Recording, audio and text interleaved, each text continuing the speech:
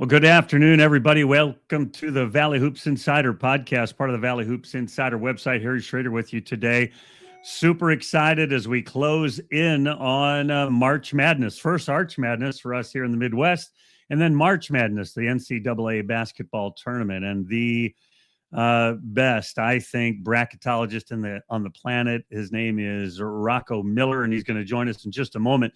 His website, bracketeer.org. You can go there and find out all the best and clearest information about what's going on. And we've been having Rocco on for several years here on the podcast, always answering our questions, helping guys like me that don't know very much learn a lot. So we're going to, without any further ado, we're going to welcome him in. Rocco Miller joins us. Rocco, thanks for joining us way out on the left coast. How's the weather?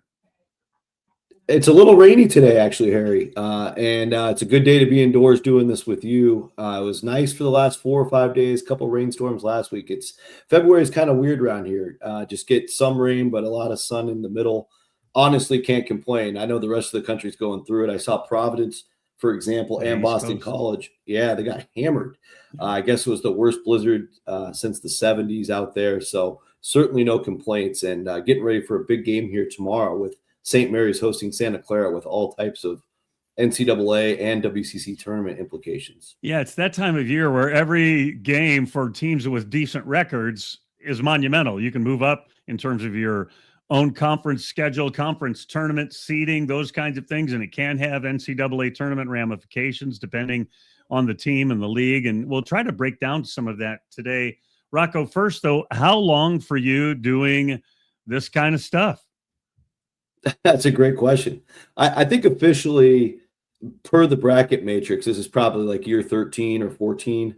But certainly with pen and paper over here, which I always have, I'm a little old school that way. I've done it for several years before that. So probably into my third decade unofficially. But the whole premise of it is to just try to understand I think it's the most fascinating postseason in all of American sports, especially out of the popular ones, because we have 12 basically administrators, whether they're athletic directors or conference commissioners, sitting in a room deciding the fate of all of these tournament hopefuls, A, to get in, and B, where they get slotted, what city they get sent to. So it's just a fascinating process. And I've always been a devil in the details guy to try to figure it all out. Well, it's so much fun to go to your website and read the stuff. And I want to talk about some of the things that you do that isn't just your website, like with the Field of 68 guys and some of the live shows you guys do, because I think those are fascinating as well. And you had a show, I think, yesterday called Fielding the 68. And we'll talk about that in a minute, because I try to look at the different bracketologists. I'm not very smart, and there's no chance that I could break all this stuff down. And I look and I try to compare the name people that all of us know their names, right?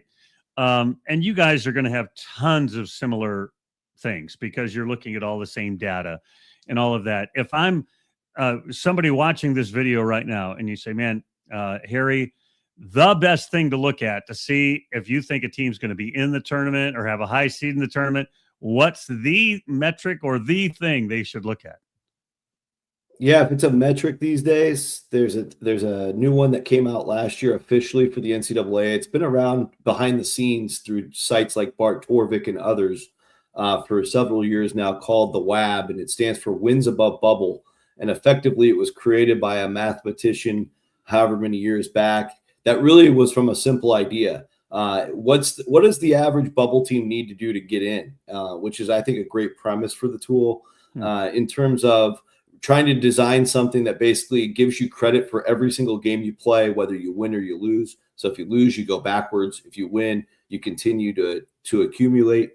And that's exactly how the tool is designed. So by the end of the year, it's supposed to be somewhere between 40 and 50 teams that are above zero. And then the other 320 or so teams in the country will all have a negative number because they have taken on too many losses or too many bad losses.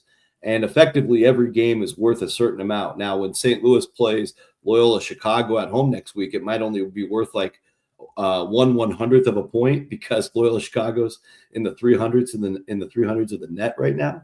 But that's effectively how it works. And so it's an easy way to kind of tabulate all the results up and try to strike a balance between the teams that get all the opportunities and the teams that we like to talk about here that don't get the opportunities. I think that's the big one, because we saw last year, the first year, everybody in the top 40 got into the tournament. There was no discrepancies there. And then nobody higher than number 49, which was Xavier, were invited. So nobody 50 plus were invited as an at-large. So that's on one end, I like the concept. I like the simplicity for fans to be able to follow something daily that they can count on. On the other end of me, I would like to see more nuance. I don't want one metric dictating who gets in or out. I want the collaboration and the discussion, what you like about a team, what you don't like about a team, and some of the unpredictable nature that the conversation produces. So I'm now finding myself in a fight to bring back more nuance, because I don't want it all automated. And it kind of started to feel that way. And I think the more that projections like mine and the projections on the, the ESPNs and everywhere else are similar, the more concerned I get. That's a good point. I'm a conspiracy theorist, of course. What was wrong with the old RPI? Meaning it's my record and it's against the record of the guys that I played, and then an extended part of their record as well. What was wrong with that? That seemed to me, if I was going to look at numbers, those are real numbers. I won and my record's better. I lost, my record's worse. And based on the records of the people I played. Honestly, compared to what we have now, nothing. And in fact, I would love it more if we brought it back for all these different things that we've seen with the net creating issues with never taking your starters out. You go for the blowout every game because you almost have to, especially if you're like a St. Louis or a Utah State right now. We saw Utah State Memphis a couple weeks ago where they basically had to go for every basket, thinking that maybe it makes a difference between getting a higher seed or not, and they're not wrong. I think with the RPI, it still exists in baseball, and for the last several years, I've gotten involved with baseball projections, and I do it because it's so much opposite of basketball, and I think there is way more nuance there, and some of it is refreshing. And you see some of the problems with the RPI that way, where if you have a bad RPI game on the schedule, you'll see baseball games just get canceled. Tons of them get canceled at the end of the season because of that. Wow. But you also saw teams, through that 20 to 30 year set of decades start to game the RPI in terms of how they schedule games and whatnot, which had their own issues. But I don't think those issues were as big as what the net has produced. Obviously, the net has favored in a big way the power conferences. Totally. And when so much of it is final margin of victory. And when you have the athletes that are 9-10 deep, like the SEC, the Big 10, and the Big 12, et cetera, it's not that hard to go schedule a bad team and win by 50. And Iowa State started that trend, I think 5-6 years ago. It's carried forward for tons of schools across the power conferences. And now it's been able to get those leagues 10 plus bids into the tournament. We saw the SEC break a record with 14 bids last year, and I totally did not agree with that. I thought some of those teams kind of gamed the system the other way. So I would like to see a balance between the two. And I'm happy to help create that if somebody at the NCAA is listening to this. So our friends in the Ohio Valley Conference, each one of those teams, I think every one of them, I might be missing one or two, they schedule 3 or 4 bye games when they're going to make $100,000, get their heads kicked in. And then they schedule 3 or 4 non-D1 teams. So now they're 4-4 in the non-conference, knowing those 4 they're going to win and those 4 they're going to lose. And now the real season is starting. And to your point, that Big Ten team or SEC team beats them up mostly and gets a net gain, a net, number that makes their net look good. And these guys are just trying to earn a paycheck. And meanwhile, their season is already over. They've been buried too badly. Yeah, no doubt. It takes away any hope, even going into the season, of a 2-bid league in places like the OVC or the America East, certainly like the Patriot League, the SWAC, the MEAC, where it's a budgetary game. You have to get that money in order to keep your program afloat in general. But now they need a few extra bucks just to get some level of talent as well. So I'm a part of that scheduling process throughout the offseason, get to hear it from every level. And it's just a survival mode tactic for the lower end of Division I. And sadly, we've just gotten to a point where it is hopeless for about half the leagues. We have 31 leagues this year. We'll go back to 32 next year with the reintroduction of the new Pac-12. But if you're not in the top 12 leagues or so, you're almost drawing dead for a second bid. Even if Miami, Ohio is the main exception right now, and even with their strength, the MAC is still the 17th best league, and that took an undefeated run by them, and we're still marching forward. There's no guarantees going forward to see if the MAC will in fact get a second bid. It would also require them to lose a game in Cleveland. So yeah, it's just a different era right now. Like you see the American Conference, that's a league with money, with football, and it's supposed to be a traditional multi-bid league. They're going to send one team to the tournament this year, even if it's South Florida, who's really good. And that's just where we're at. All the power vacuum that's been created through the net, and also, of course, the money in the portal and the overall talent gap has created this. And now we have, a surplus of super conference teams. And not to make things super dark, but I think with the 76 team proposal in the future, it's only going to get darker based on the proposal that I read. We can get into that if you want, but I'm concerned. I am too. I am deeply concerned about that. Your mock selection committee show. Tell people what they get when you guys do that. It's such a fascinating thing that you guys do. Yeah, thanks for bringing that up. We had our first meeting ahead of the reveal last Thursday. It's available on YouTube through Banner Brackets, and Graham Dorian and Kerry Miller do a great job running that now. We used to do it through Tim Kruger and others. But effectively what it is we discuss every team thoroughly. We basically have the entire selection committee process and policies printed out year in and year out to follow their process to a T. You are a nerd, by the way. That you have to be in order to do that. And I'll be honest, you have to be a nerd to watch all of it. That's right. I would encourage fast forwarding and skipping around until you get to your favorite team, and then you'll find them. At least do the speed up mode on your YouTube. Do the speed up mode for sure. Right. But the nice thing is with the younger guys running it now, we are shortcutting some of that just to make it a little bit more digestible for the audience. We appreciate those that tune in. We've had years where we flew into Omaha and did it in person. Hopefully we'll get back to that. Right now it's virtual. But the whole purpose is to educate the audience on the process and ourselves, because we go through all that voting. We get to hear different opinions on teams, whether it's a more improved opinion or a side of the team that maybe we didn't realize. I know last week I was talking heavily about Vanderbilt and how they didn't have both Duke Miles or Frankie Collins, and that was news to a couple of the people in the room. So you can imagine the actual committee goes through the same thing, where as athletic directors and commissioners, they're not up to speed either, by probably not even close to where we are. And it can help you digest Selection Sunday maybe a little bit better. And then fielding the 68, you guys put together that process as well. Take us through that a little bit. Yeah, so we have 4 bracketologists this year that we basically submit a bracket every morning of the show. It's Mondays and Fridays through the end of the month, and then we'll go Monday, Wednesday, Friday starting next week in March as things escalate. We'll actually do a daily bracket on social media. But what you're looking at when you see Field of 68's bracket is a mix of all 4 of our collective brackets. So we call it the consensus. And then we get on the shows and rotate who comes on.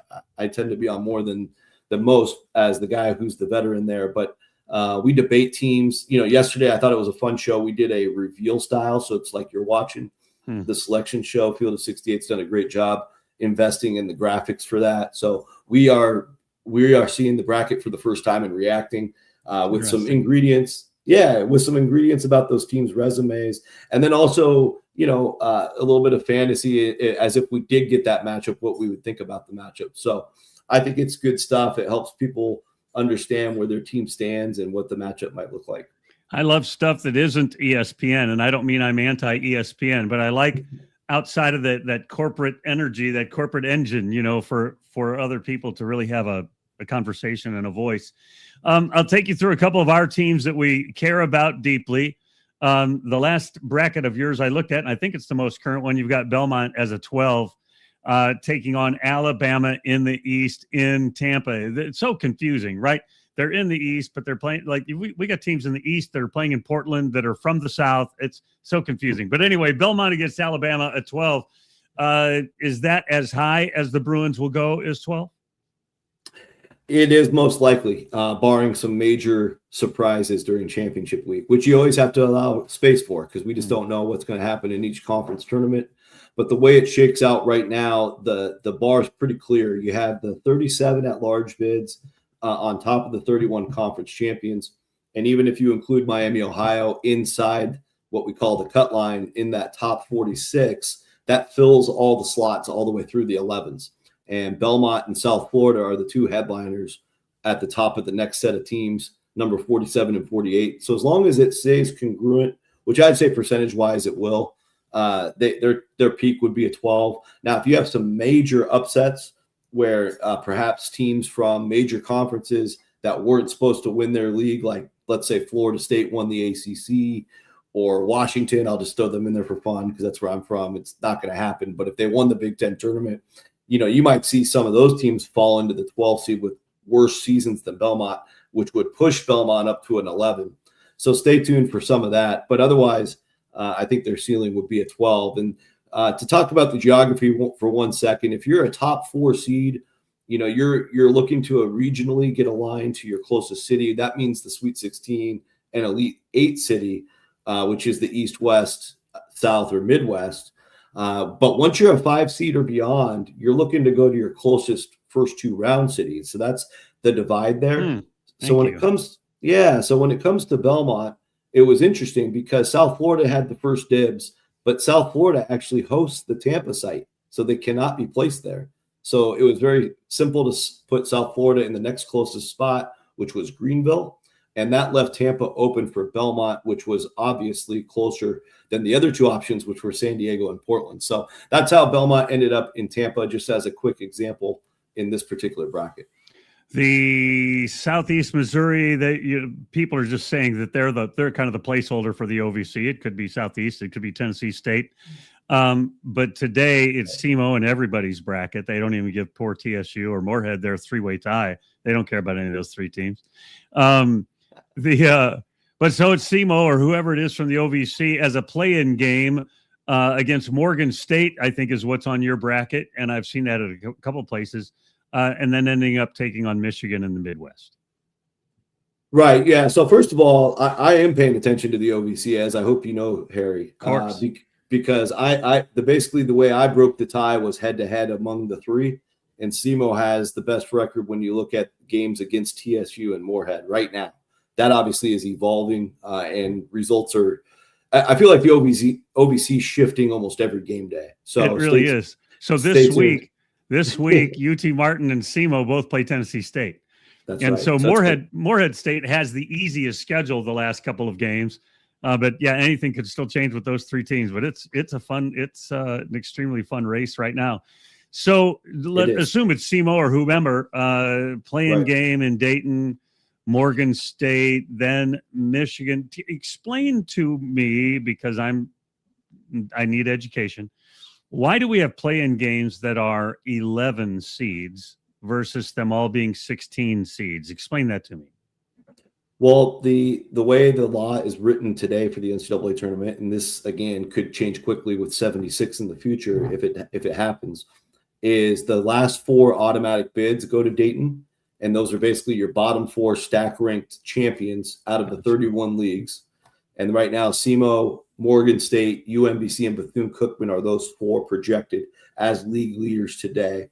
Now, obviously, there's tons of shuffling at the bottom of that because in the lower leagues, you have a higher there's a higher likelihood of an upset in those conference tournaments. So for all we know, SEMO could go all the way up to a 15 if there's enough upsets because they have had a good year.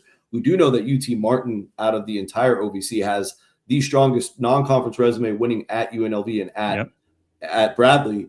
And so UT Martin would have a strong chance to get to a 15 with a little bit of help in other conference tournaments should they win the OVC. But I do think Tennessee State, Moorhead, and others are probably doomed and destined based on their non-conference play to play in Dayton regardless. And that's how they end up landing there. And then in terms of the cities and the actual matchups, the committee prefers to go as close to Dayton as possible. Philadelphia makes that pretty realistic. The other thing is you have to know which sites are Thursday and which sites are Friday. They prefer to have whoever plays Tuesday to also play Thursday and vice versa. So in SEMO's example, they would actually be playing Morgan State on the Wednesday, and then the winner would play in Philadelphia on Friday. So, but we have Missouri and Indiana. I think you have them as 11s playing in the play-in game. Why aren't those 15s or 16s? That's the part that confuses me. These are technically play-in games, but wait, you're an 11 seed. Right, because what you're doing at the end of the day is you're taking the full field of 68 and you're stack ranking everybody. So at the end of the day, the strength of Indiana and Missouri based on the teams they've at least beaten, I get why they're a bubble team. They've also lost a lot of games. But the strength of Indiana and Missouri impresses, at least on the top end of their wins. And again, they get 1 million at bats, so we can complain about that. But they're going to get seated higher than Belmont and South Florida, for example, who are the top of the 12 list, just based on the fact that, Indiana's won at UCLA. They've got some good home wins. Missouri's got good wins in the SEC. And there's just nothing South Florida or Belmont and everybody below them can do to supersede that. And that's part of the system that's designed here for protecting super conferences. I think even you go back to the year when Patrick Ewing had the miracle run at Georgetown, and they had a horrible record, but they go into the Garden as Big East 8 seeds, and they go on a tear for 1 week, and they end up winning the Big East tournament. I think that was 2021 or maybe even earlier. And they still got a 12 seed just because they were a power conference. And during that one run, they picked up a bunch of good wins that nobody else could relate to. And it's interesting because the record was still terrible, but they care more about who you beat. And if you can prove you can do it once or twice, that's good enough. Interesting. Be interesting to see the Tigers from down the road against our old friend Darren DeVries in a play-in game at Indiana. That'll be just good. fun TV for us. This is way off the reservation here, but Austin Peay, formerly of the OVC, Corey Gibson's their head coach, used to be an assistant at Missouri State. A couple of guys on their team are St. Louis guys. They've had a really good year. Now they're going to go play Florida in Tampa. I mean, they've got no chance. But it is fun to see a team like that just emerge and arise. Right. Well, and hopefully for Austin Peay, if they actually finish this thing out, because right now they're 15-1 in the ASUN, which deserves a ton of credit. Now they have a tough finish coming up this week. They play red hot Central Arkansas Wednesday. Can't wait for that game. And they got to finish at Bellarmine to close strong. It's a local regional matchup. You don't know for sure if it's a win. But if they finish strong and then go to Jacksonville, which is new this year, the ASUN will have their tournament in Jacksonville, neutral site, and roll through it. They could eventually maybe get a 13 seed if they get some help. And I also think Florida is just on this crazy trajectory towards a 2, probably not going to get to a 1 seed. So I think when it's all said and done, they might not have to worry about playing Florida. They might have a team that maybe they'll get fortunate if they get to play like a Virginia, perhaps a Michigan State. They might like their chances better in the first round. But otherwise, just an incredible run for Austin Peay. They did a great job bringing in Colin Parker. That guy's taken the league by storm, and nobody's been able to figure out how to stop him. An AI guy in my old league, right? Yes, he announced games. Yes. Yeah, and he's got Zyree Collins, whose older brother used to play for St. Louis U. Kid's a dynamite point guard. I should talk about St. Louis U. We've kind of buried the lead here. The Billikens are having a terrific season, and a couple of tough games left on their schedule. Right now, a 7 in your seating, and from your mouth from your computer to God's ears, 7 and playing in St. Louis. That would be spectacular. Is that the ceiling for the Billikens? And I guess there could be a farther floor, obviously, if they drop a couple games. But is there a ceiling, a higher ceiling for the Billikens than that? I think so, because right on the selection committee team sheet, they list things like Ken Palm and Torvik and the BPI. And those more power numbers give St. Louis credit for how dominant they've been in a lot of their performances. And they're a top 25 team. Right now, I'm looking at Ken Palm as we speak. They're 24th. And so I also paid attention last week when some of our media conglomerates met in Indianapolis to get educated on the bracket exercise themselves. I thought that was interesting. That was a 10-year break they took from doing that. They brought it back this year. And just reading through some of the tea leaves, the media agreed that St. Louis was a 6, and I thought that was encouraging.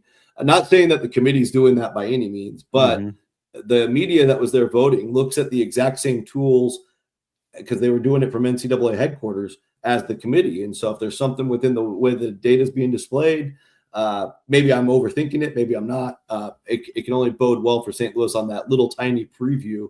Again, it's not the real committee, but I like the fact that respected media members all had St. Louis voted in as a 6. I'm a little more taking the balanced approach. So, on Field of 68 yesterday, I was a little surprised. Our panel consensus landed St. Louis on the 8 line. I have them right now as the last 7 seed. I think some of the interesting elements of the resume is the fact that, like we've talked about, they didn't get the opportunities that these other teams got. Kentucky, despite having a lot of bad losses for their standards, they've picked up good wins along the way, as did Villanova, as did Wisconsin. And right now, if you go resume for resume, it's impossible to put St. Louis above those teams. But if you look at it from strength and you're fair about them not having the opportunities, I think it's quite simple to put St. Louis above those teams. So it'll be fascinating to see what the committee does with a team like this, because I think our best example recently was the dominant Florida Atlantic teams of 2 years ago. And the first year they came onto the scene, I called it a crime against humanity when they gave them a 9 seed. And sure enough, they go to the Final Four, Harry. I know you and I talked that year. Yeah. And then the year after, I thought Florida Atlantic didn't have that great of a year, and they gave them an 8 because I think they were planted in the committee's mind as, okay, this team is awesome. We're not going to punish them again. So with this being St. Louis's first go around with this group, I think it could go a lot of directions. I think the best thing they can do, like you said, win these last 4, play well enough during the A10 tournament, because, the championship game's Sunday. So they just got to stay alive during the voting part. I don't even know if it necessarily matters that they cut down the nets. But yeah, don't take a home loss to Duquesne or Loyola Chicago, whatever you do, because that will jeopardize a lot if they take a home loss. Yeah, and Dayton and George Mason, it won't be picnics, and so if they can, those would be good wins for them as well. Good wins. Yeah, when I think of metrics, I do think of SLU, right? I mean, they've got great metrics. Like they score, their effective field goal percentage is great, their winning margin is spectacular. They are the computer's got to love the Billikens. Yeah, top 40 offense, top 25 defense. I mean, that's phenomenal. And like you said, second in the country, effective field goal percentage. I know they were number 1 when I was out there watching them against Dayton last time they played. They're number 1 still in 3-point percentage. They're number 11 in 2-point percentage. And they get, KenPom's got a new stat this year, 2-point distance. They get closest to the rim in the country at just 3.7. I think it's feet away from the basket on each 2-point attempt. So they're getting to the rim with great regularity, and they're not taking any mid-range jumpers, which gives them the high percentage that you see. So that's all beautiful offense. We know how well they pass the ball, but they're equally as good defensively. Fourth best against threes, second best against twos, and number 1 in the nation against effective field goal percentage defense. It's been, some of that you get some good breaks, but after this many games, you have to be impressed. Illinois at number 2. Well, let me back off from there. The number 1s are Duke, Arizona, Michigan, UConn, and they are 1 through 4, as like they're all number 1s, but they're 1 through 4, and that's how they get seated in the brackets, as you were mentioning earlier, close to their geography based on priority. Then do we snake around on the 2s? Then the first 2 gets the highest next thing? Is that the way it works? And Illinois, Iowa are teams that people in my geographic footprint care about, are number 2s as well. Is that how it wraps back around? And then talk to me about Illinois and Iowa. Yeah, good question, because starting with the 2 seeds, the preference would be to start doing it the organic way, which is closest to home in order. So in my example, Iowa State's the strongest 2 seed. I said Iowa. It was Iowa State. My bad. Yeah. No problem. Just don't let the Cyclones know. They get upset about that. And Iowa State was able to get into Michigan's region of Chicago, which would be their preference. Like I said earlier, it's the regional city first, and then you go back from there. But what I thought was interesting was in the committee's actual bracket preview, they had to swap 2 of the 2 seeds to make the 3 line work. And part of that puzzle is our new problem with super conferences. So if you have the rule is per conference, so let's just take the Big 12. You have the Arizona Wildcats leading the West. If you have Houston in the South, Iowa State in the Midwest, then if Kansas is your fourth team from that conference, they have to go east. So each of the first, and this will be a big problem in the Big Ten as well. Each of the first four teams have to be separated by region. If you have a fifth team in the top 16, which both those leagues do, it can get complicated because then they had to actually change the rule over the summer to allow some flexibility. I think the committee was worried about BYU because BYU spent a ton of money on their roster. They were projected to be a top 10 team, and they thought maybe they would run into this problem with them. But what we saw with the committee reveal was UConn had to go south despite being a projected 2 seed from them based on the fact that some of those rules required a different team to go to their preferred east. So there are some nuances to it, but yes, we start with the preference and then we can come back and tweak it if we need to fit those conference rules. So preference versus if I'm the top number 2, I shouldn't be in the same bracket with the top number 1, right? Yeah, there is the 1 in 5 rule, and what that is very simple. If you're number 1 on the board and number 5 on the board, you're not allowed to be in the same region. So that's a hard rule. And right now that would be Iowa State and Duke. So Iowa State and Duke would not be allowed to be in the same region. So that's a great point because if Michigan would have won on Saturday, that would have actually prevented Iowa State from going to Chicago's region because the 1 in 5 rule. Yeah, that's what I was getting at. I mean, just because the number 1s have been changing a lot over the last week or so as well. And so all of these things could, in the nuance and the tweaking, we could have a lot of shifts still here in the last week and a half, can't we? We can. And I think the most obvious one right now would be Duke being number 1. UConn is 4. If they slip to 5, then then UConn won't be able to go east even in that event. They would need to fall to 6 or lower in order to go east. So it's just an interesting a quirk, I should say. And I think as we go along, you start seeding into the 3 seeds and the 4 seeds, it can get a little bit more convoluted from there. But we'll stick with those premises for now for the top of the board. When I look at bracketology things, and I won't keep you a lot longer, when I look at bracketology things and they tell me the first 4 out and the next 4 out and the last 4 in, man, my head spins. Like, isn't it obvious? Isn't it just the last guys on the bracket line? Or why are those lined out like that with people like yourself and other bracketologists that put those out there? Like, I think, I don't have it written down, but you'll have that on your thing. First 4 out. Now, who are they or why are they is really the question I'm asking. Yeah, for the teams outside looking in, I think it's important to show those fans from those places or the community at large or the national landscape trackers who's next in order, because we are still projecting, right? We still have games left to be played. We want the audience to know, hey, so my first 4 out, for example, right now, USC, Cal, Ohio State, VCU. And so if those teams, obviously VCU doesn't have any big games left, but if the other 3 pick up a big win, there's a really strong chance they'll jump into the next projection.